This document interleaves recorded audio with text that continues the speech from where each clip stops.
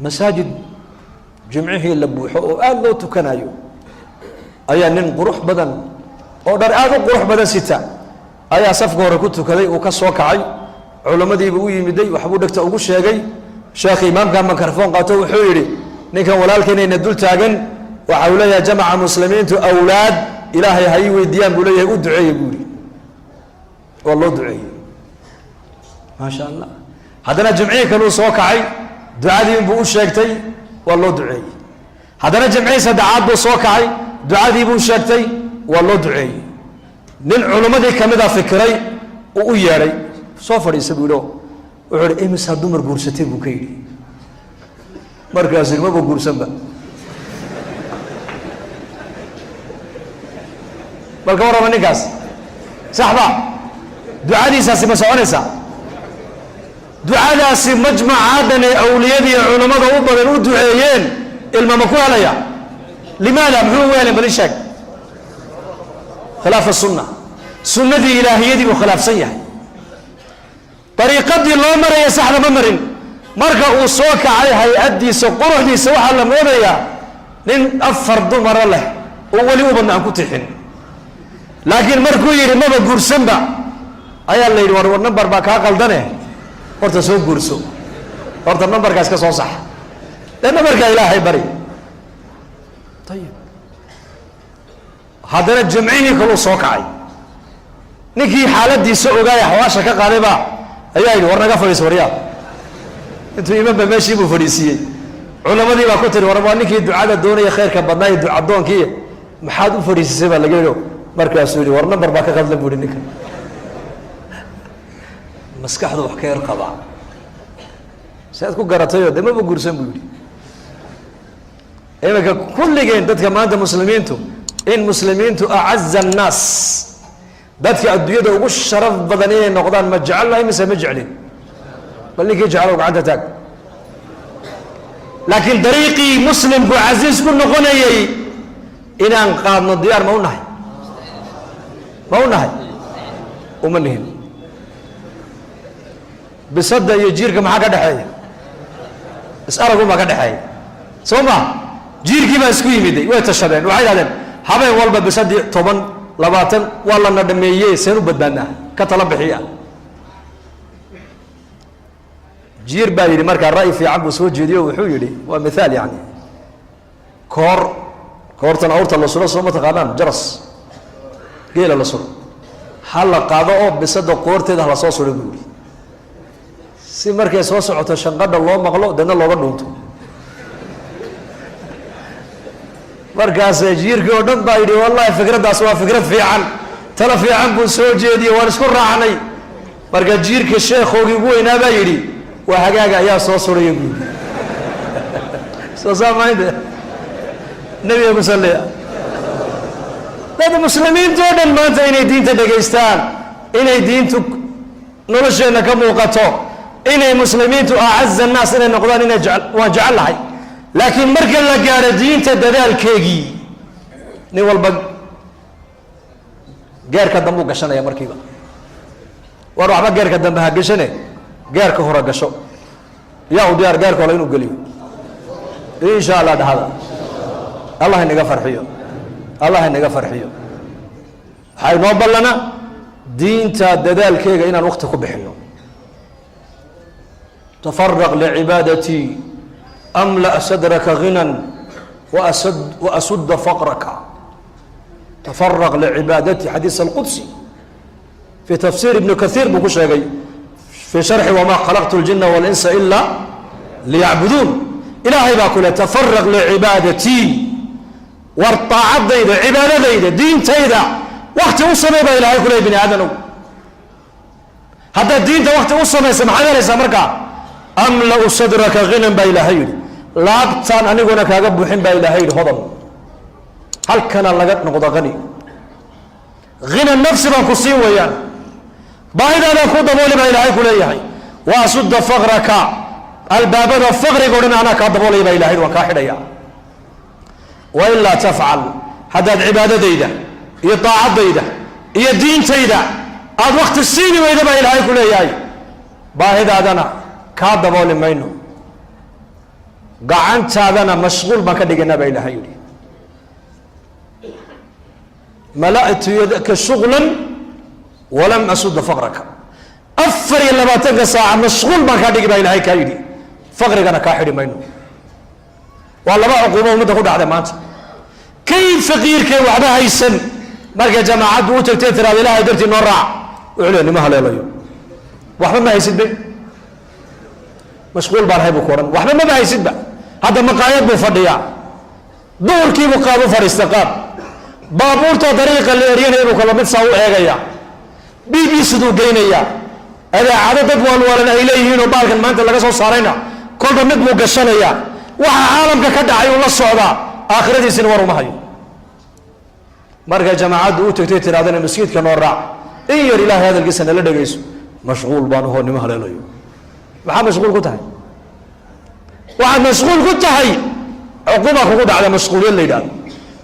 kii maalqabeenka ahaana ee haystay 50 sano ama 100 sano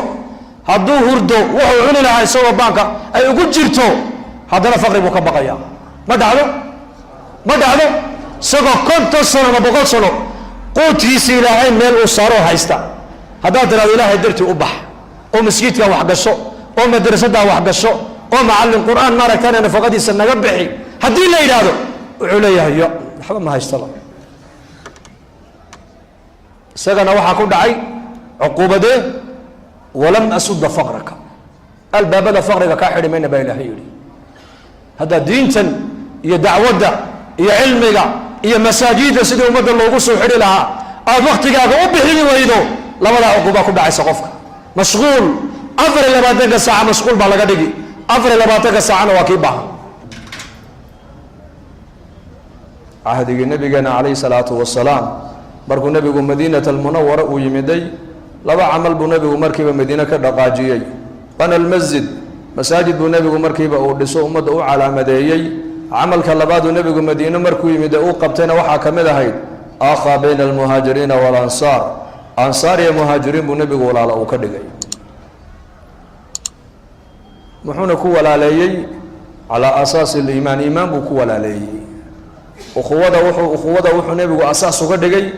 islaamnimada ayuu nabigu ukhuwada asaas uga dhigay iimaanka ayuu nabigu maaragtani asaas uga dhigay ukhuwada islaamka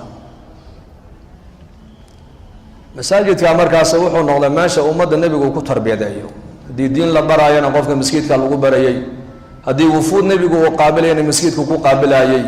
hadduu nabigu ciidamo uu dirayana masjidku ka diraayay hadduu maaragtani jamaacada diinta ilaahay fidinaya uu dirayana masjid buu ka diraayay haddii nabigu calayhi salaatu wasalaam haddii ummadda uu la tashanayana masjidka dhexdeedu nabigu kula tashanayay salaadii cishaa'i buu nabigu ka baxay uu istaagay wuxuu yidhi salaadii ilaahay baa na siiyo nagu farad yeelay laakiin sidaan ummadda salaada aan ugu yeedhi lahayn baa laynaga rabaayo ka tala bixiya buu rasuulku yidhi danta ummadoo dhan nabigu masjid buu ka bilaabay sideen ummadda salaada xaggeega aan ugu yeedhnaa waa talo waa tashi waata ilaa imika ummaddu ay fahmi leedahay war diintan tashi bay u baahan tahay diintan dhegaysi keliya uma baahno diintan waxay u baahan tahay caaqilka iyo caalimka ka yar iyo ka weyn faqiir iyo qani madaxdeenni mijaheennu intoon masaajida ku kulanno salaad waan ku kulannaa alxamdu lilah laakiin waxaa la rabaa inaan ku kulanno diinta tashigeega inaan ku kulanno sidaan ummadda salaada xaggeega ugu yeedhnaa salaada nebiga isagaa loo soo dhiibay halka axkaamta kale oo dhanna nebiga arlada isagoo jooga loogu soo dhiibay jibriil calayhi salaam soonka markii ummadda lagu farad yeelo jibriil baa loo soo dhiibay zakada markii ummadda lagu farad yeelo jibriil baa loogu soo dhiibay xajka markii ummadda lagu farad yeelo jibriil baa loogu soo dhiibay alcibaadaat anwaac alcibaadaat oo dhan markii nebiga iyo ummaddiisa lagu farad yeelayey jibriil baa nebiga loogu soo dhiibo arlada ugu keenayey laakiin salaada markay noqotay salaada nebi maxamed baa intuu arlada laga qaaday oo la dheelmiyey oo haddana micraaj loo bilaabay leylat alisra walmicraaj ayuu nebigu ilaahay la soo munaajowday dadna 5 salaadood baa nebiga loo soo dhiibay 5 salaadood laakiin habkii ummadda salaada loogu yeedhaayey nebi maxamed calayhi salaatu wasalaam iyo ummaddiisaa loo dhaafay inay ka fikirtay ka tashato markaa nin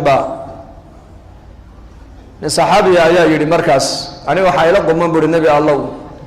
inaan bir xadiida aan ku dhifano markaas qawda markii la maqlo dadku way maqlayaan dhawaaqa markaa birta lala dhacayo deedna masjidkay imanayaan markaabuu nebigu yihi taa nasaarada ayaa isticmaasho waa jarsi weeyaan ee tala kala keena buu nebigu yihi calayhi salaatu wasalaam nin kalaa yidhi anigana waxaa ila quman inaan dab shidno oo dabkaa marka la arkay qiiqiisii holaciisa ayaa muslimiintu garanayaan salaaddii wakhtigeegii inuu gaadhay deedna salaaday imanayaan taana qolada cadcaadiya dabka caabuda isticmaashay tala keena buu nebigu yihi calayhi salaatu wasalaam deedna markaa haddana nin kalaa yidhi anigana waxay ila tahay booq in la afuufa fuudhin taana yahuudda isticmaasho waa caadada yahuude tu kala keena buu nebigu yihi calayhi salaatu wasalaam suuradii habeenkii markay muddo dheer ay socotay buu nebigu yidhi arrinkaasi caawa haynagu barye subaxda haynoo haata buu rasuulku yidhi sidaan ummadda masaajidka ugu soo xidhnaa sidaan ummadda aan salaada ugu soo xidhnaa siday ummaddan ilaahay ugu xidhantaa ayuu nabigeennu calayhi salaatu wasalaam saxaabadiisa kala tashanaya salaada waa salaada awqaadeeda iyo kayfiyadeeda iyo inta rakacadood ay tahay iyo hay-adda salaada iyo awqaadda la tukan kullahaa waa waxyi weeyaan waa waxyi waa cibaado weeyaan nebiga waa loo waxyooday laakiin kayfiyaddii ummaddu salaada loogu yeedhi lahaa waxaa loo dhaafay nebiga iyo ummaddiisu inay ka tashato halkaa maxaad ka fahmaysaa sidii masaajidda shaqada loo dhisay bay kamid tahay shuuradu in dadka muslimiintu danta ummadda talada ummadda maxaa ummadda u dana diintooda maxaa u dana adduunyadooda maxaa u dana noloshooda khaaska maxaa u dana noloshooda caamka maxaa u dana inay ummaddu arrinkaa masaajidda dhexdeeda ay kaga tashato waa sharci ilaahay noo soo dejiye weeyaan waa sunna nabawiya laakiin mahjuuro maanta laga hijroodo ummaddu ka indiraastay weeyaan salaadii subax markii laga baxay buu nebigu yihi ayaa xalay toola arkay buu yihi riyo suuradii baa socota taladii baa socota tashigii diintaa socda nin saxaabada ka mid ahaayo weliba ragga busadada ka mid ahaa ayaa yidhi xalay toola anoo dhinacna kasii lulanaya dhinacna ka soo jeeda ayaan maqlay buu yihi dhawaaq dhegtayda lagu dhawaaqaayo erayadiina waan xasuusanahay nebi allow markaa buu nebigu yihi erayadii ma xasuusan tahay haa bal erayadii xalay dhegtaada lagugu dhawaaqeed maqlaysay noo sheeg markaasuu sii daayey ninkii aadaankii buu sii daayey allahu akbar allahu akbar markaasuu yihi cumar bnu khadaab aniguna manaamka xalay waan arkay 6 nin oo saxaabadii ka mid a ay isku mid bay yidhahdeen annaguna xalay riyadaa waan ku riyoonnay markaa buu nebigu yihi adinkeennii waa kaase laakiin aadaankaa bilaal bara buu rasuulku ka yidhi